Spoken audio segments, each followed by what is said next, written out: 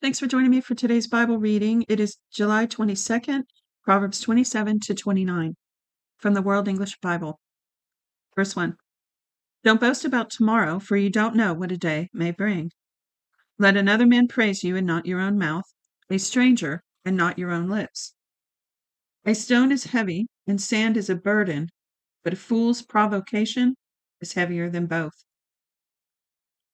Wrath is cruel and anger is overwhelming, but who is able to stand before jealousy? Better is open rebuke than hidden love. The wounds of a friend are faithful, although the kisses of an enemy are profuse. A full soul loathes a honeycomb, but to a hungry soul, every bitter thing is sweet. As a bird that wanders from her nest, so is a man who wanders from his home. Perfume and incense bring joy to the heart, so does earnest counsel from a man's friend. Boy, that's a good one. So does earnest counsel from a man's friend bring joy to the heart. Think how relieved some people are, or we in general are, when we can just have a good talk with someone and resolve something. I also like, since I'm stopped to talk, I like this one. A full soul loathes a honeycomb, because I'd have to look up which word this word soul is, but soul generally refers to your mind, will, and emotions, not your body. You would think it would say a full body or person loathes a honeycomb. But let me read it again. A full soul loathes a honeycomb, but to a hungry soul, every bitter thing is sweet. So you tend to think, I'm start over and try to articulate, you tend to think it's just talking about a person in general, right? Somebody who's hungry, if they're satisfied, they don't want anything. It doesn't even taste good. If they're hungry, everything tastes good, right? But if you put it in the framework of a soul, their mind, will, and emotions, someone who's satisfied in their relationships and not lonely, not alone, they're fine. But to someone who's lonely and, desperate for human companionship and somebody who cares about them, they're subject to, you know, just receiving attention from anyone that will give it to them, even negative attention. So it's an interesting way to look at that verse. All right, let me go on. Verse 10. Don't forsake your friend and your father's friend. Don't go to your brother's house in the day of your disaster. A neighbor who is near is better than a distant brother. Be wise, my son, and bring joy to my heart, then I can answer my tormentor. A prudent man sees danger and takes refuge, but the simple pass on and suffer for it. Take his garment when he puts up collateral for a stranger. Hold it for a wayward woman.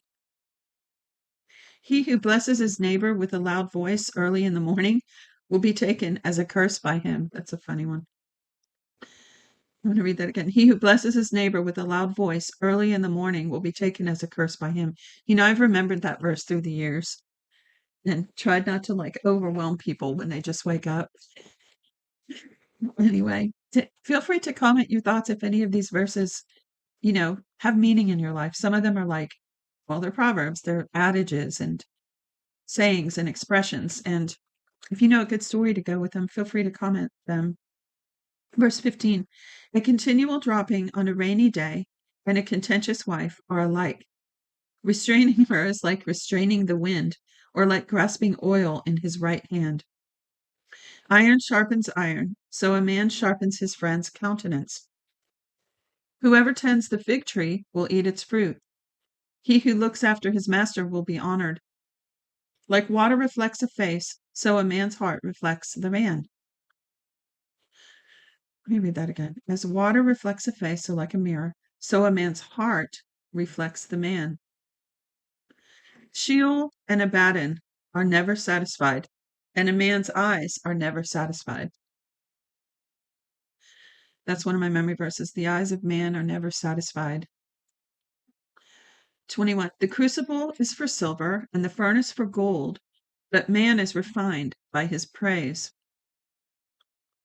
Though you grind a fool in a mortar with a pestle along with grain, yet his foolishness will not be removed from him. Know well the state of your flocks and pay attention to your herds, For riches are not forever, nor does the crown endure to all generations. The hay is removed and the new growth appears. The grasses of the hills are gathered in. The lambs are for your clothing, and the goats are the price of a field. There will be plenty of goat's milk for your food, for your family's food, and for the nourishment of your servant girls. Proverb 28. The wicked flee when no one pursues, but the righteous are as bold as a lion. In rebellion, a land has many rulers, but order is maintained by a man of understanding and knowledge. A needy man who oppresses the poor is like a driving rain which leaves no crops. Those who forsake the law praise the wicked, but those who keep the law contend with them. Evil men don't understand justice, but those who seek Yahweh understand it fully. Better is the poor. Let me go back to that. So, those who seek Yahweh understand it fully. See, I believe that the Word of God gives us the right perspective on justice. It talks a lot about justice from beginning to end on many levels. God's ultimate justice by, bringing Jesus to reverse the curse. And the other yet unfulfilled prophetic events, the end time events that will be, they're going to have their culmination in the new heaven and the new earth, but also individual justice. So I think that's interesting. It says, those who seek Yahweh understand it fully, understand justice fully. 6. Better is the poor who walks in his integrity than he who is perverse in his ways and he is rich. Whoever keeps the law is a wise son, but he who is a companion of gluttons shames his father.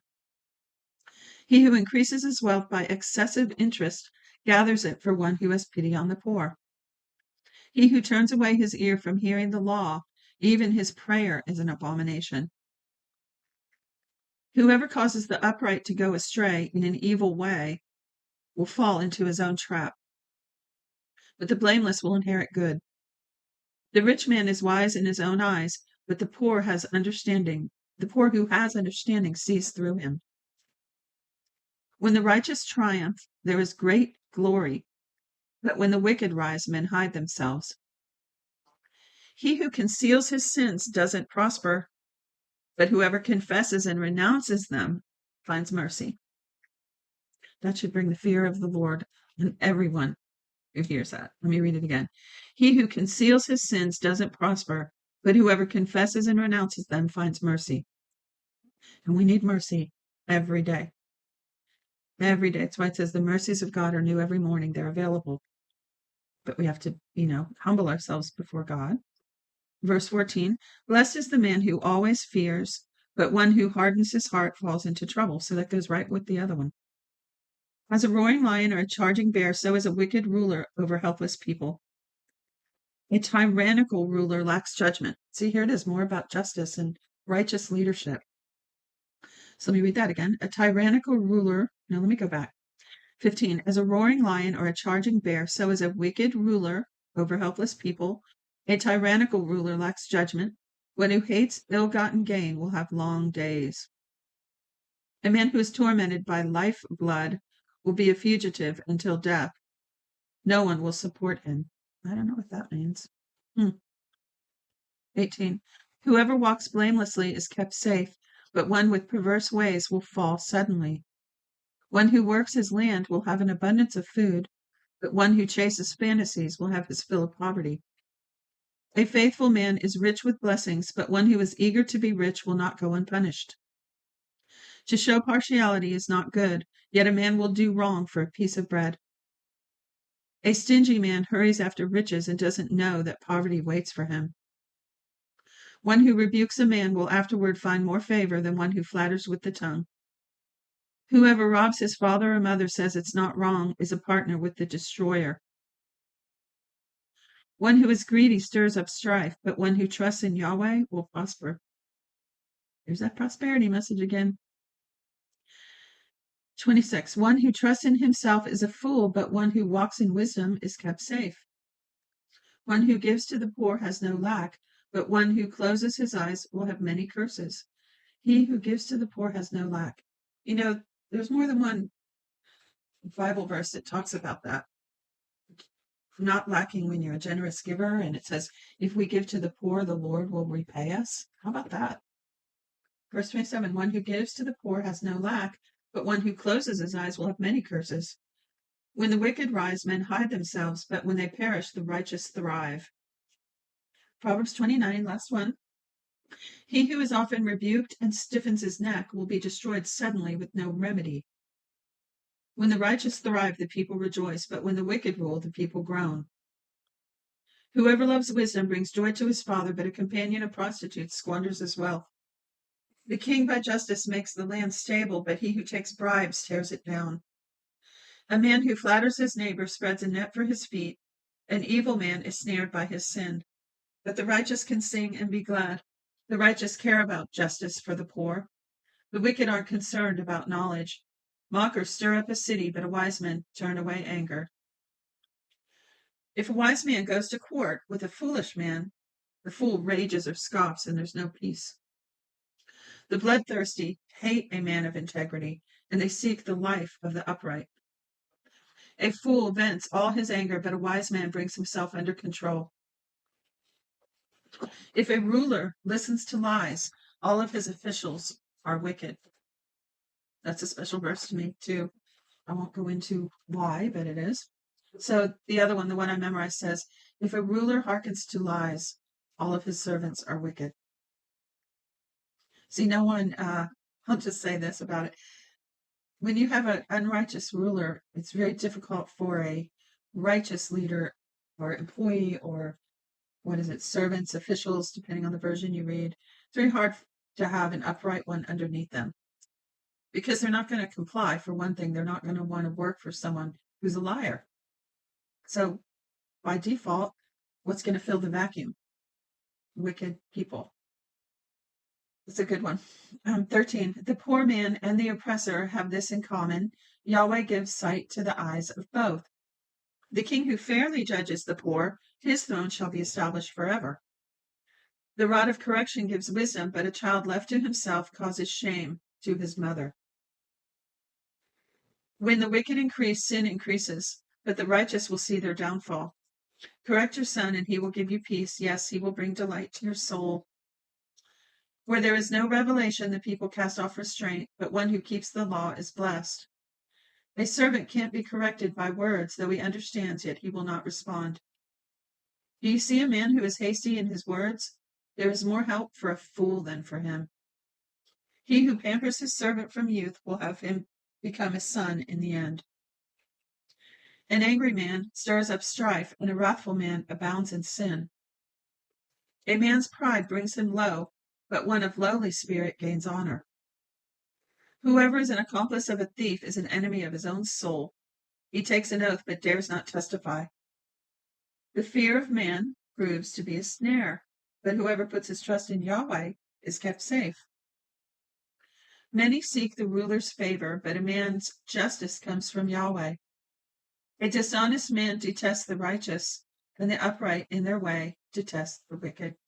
That's it for today's reading. God bless you. Till next time.